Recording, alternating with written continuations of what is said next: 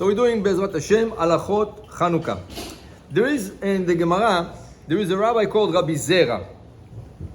Rabbi Zera, right? He was called the rabbi with the burned feet. Why?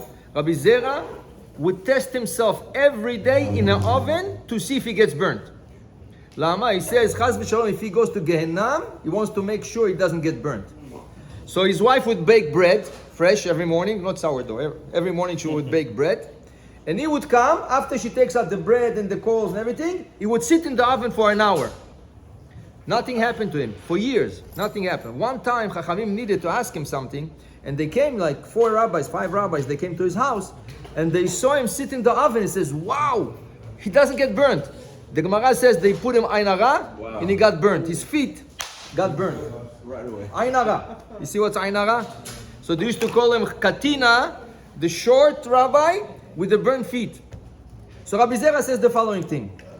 When he wasn't married, he would go to study somewhere, and when it came to the Chanukah candles, he would be by a family, he would give $1, 25 cents, $1, whatever. He would give money to the host to say, I'm buying some of your oil.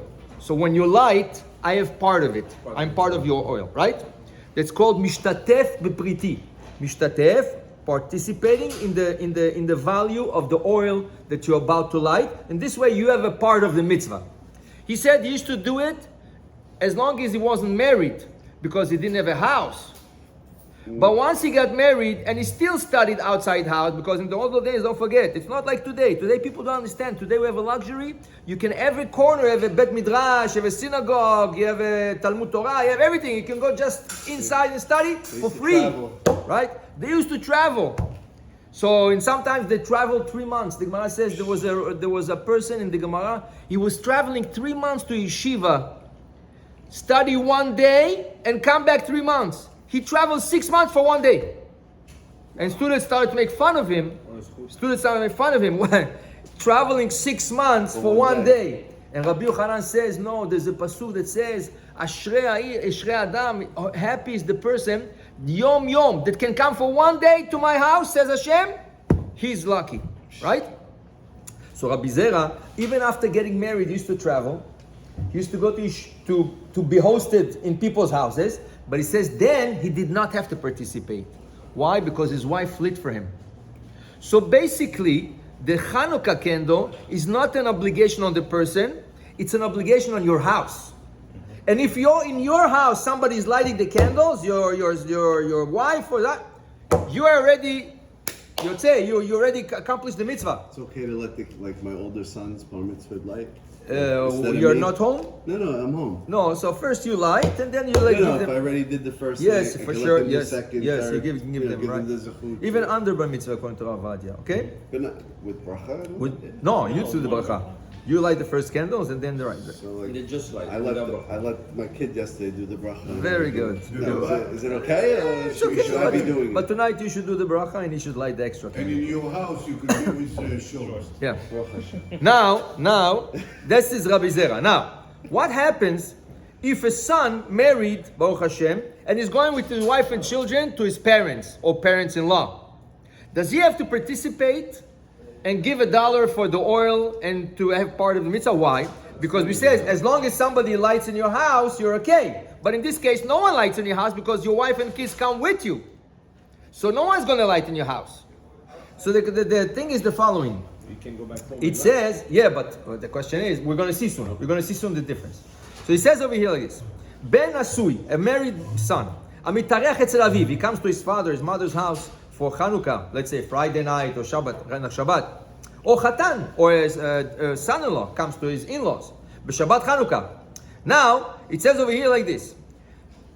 If you are somech, if you count on the Baal Habayit, if you count on the host, you do not have to participate. But if you don't count on him, you do. What does it mean counting and not counting? So like this. If you come with your food, you say, no, I'm on a special diet, and my mother-in-law, she puts so much salt in the food, I cannot taste it, and I'm on a diet, right? So you bring your own food. You make your wife make food and bring your own food. You're going to get into trouble for that. But that's another issue. That's another class by itself, right? How to get away from problems, in-laws. right? But in this case, since you're eating from your own food, you would have to give him $1 to participate in the oil. That's called not counting on the balabait, on the host. But if you come and the host gives you everything without charging you, the challah, the fish and the chicken and the bread and the dessert, everything is on the balabait, everything, right? And you can use his hot water if you take showers, everything.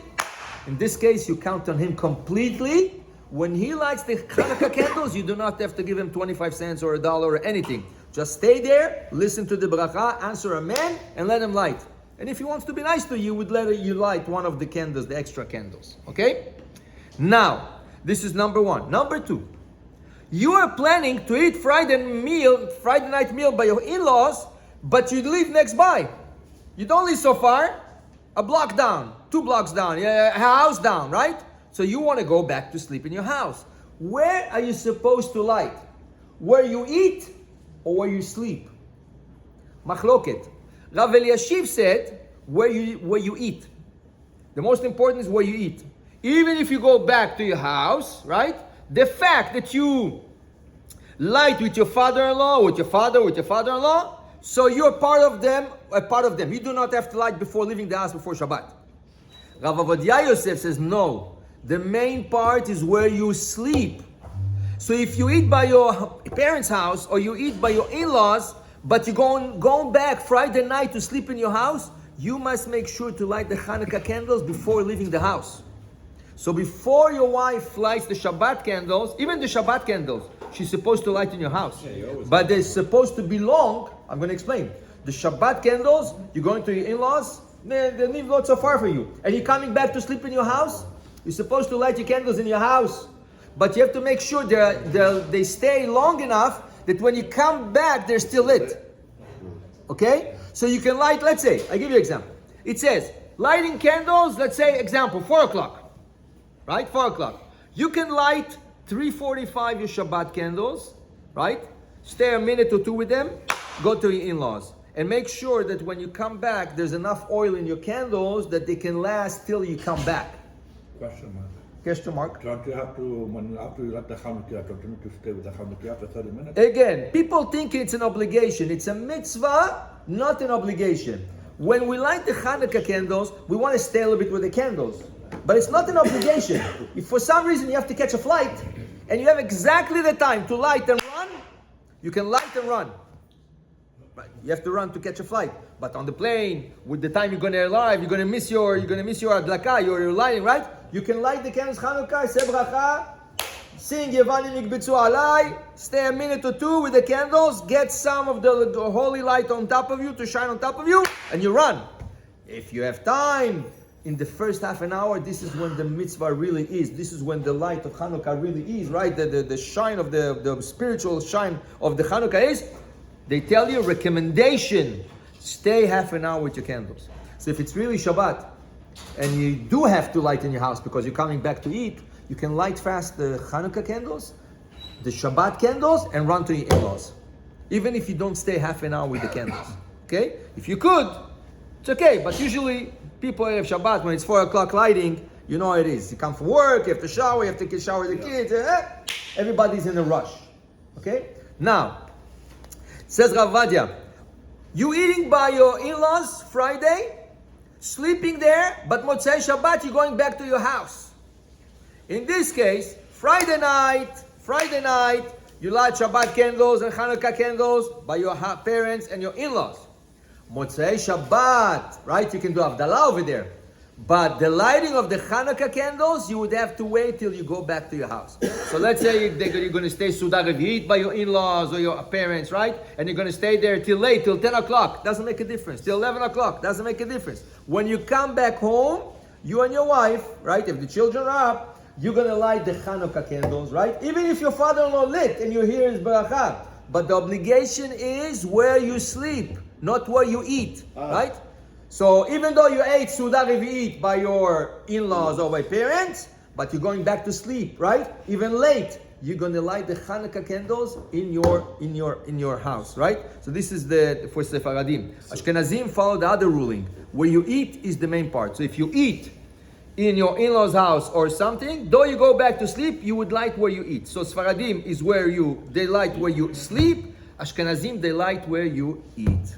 Baruch Adonai Le'olam. Amen.